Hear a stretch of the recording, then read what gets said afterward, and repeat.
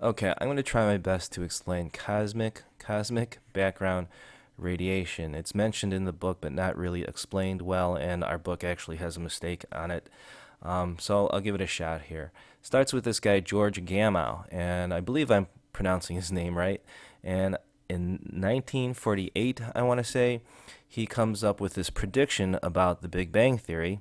And again, he wasn't the originator of the theory, but he was a proponent of it. He believed in it, and his prediction was that, or his idea was that early in the universe, radiation started to emit, and that early radiation started out at a temperature of 300,000 Kelvin.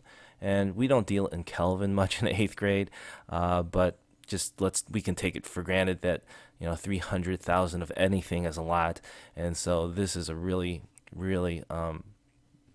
high temperature.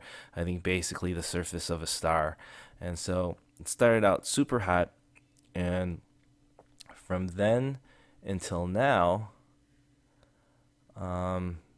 due to the expansion of the universe and the stretching of the wavelength, the temperature of that radiation would now be about 5 Kelvin.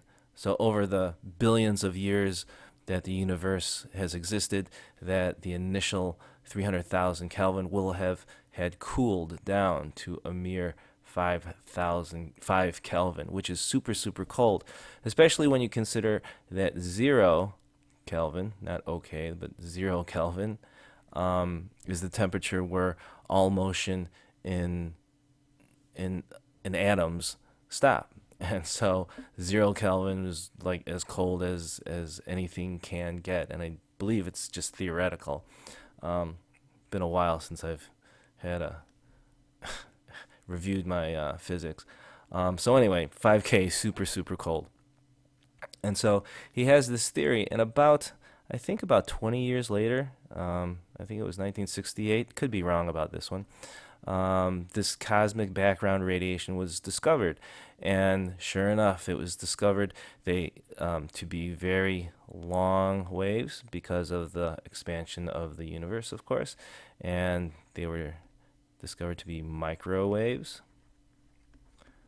Okay, now if you recall the EM spectrum, the microwaves are on the left side, and the waves are very stretched out, and the temperature of this radiation was indeed very close to 5 Kelvin.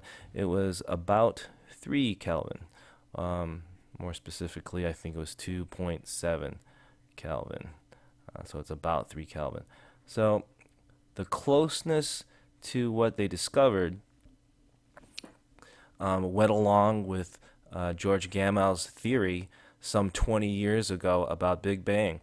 And so because of the closeness and the fact that his predictions were right on stride with what they found, it becomes a really strong proof for Big Bang theory.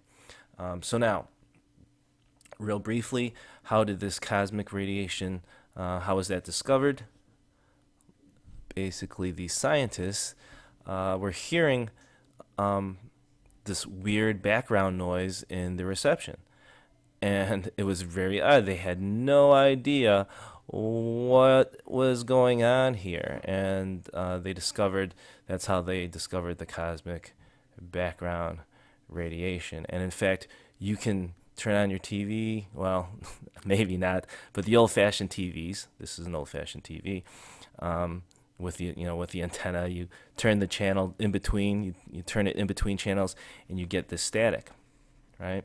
And that static, or I should say about 1% of that static, is actually the cosmic background radiation that these scientists heard. So when you're listening to static on a television or a radio, what you're actually hearing, or in part, you're hearing the reception of this radiation from the beginning of the universe, some 13.7 billion years ago.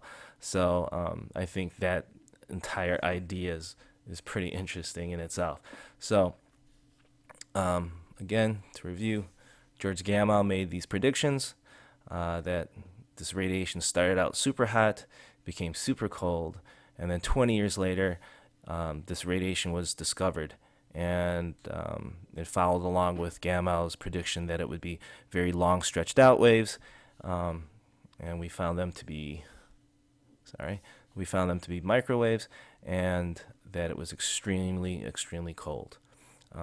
There's more explanation in part two, but this is the basics of it. Hope you got it, and maybe I'll see you on Cosmic Background Radiation Part 2.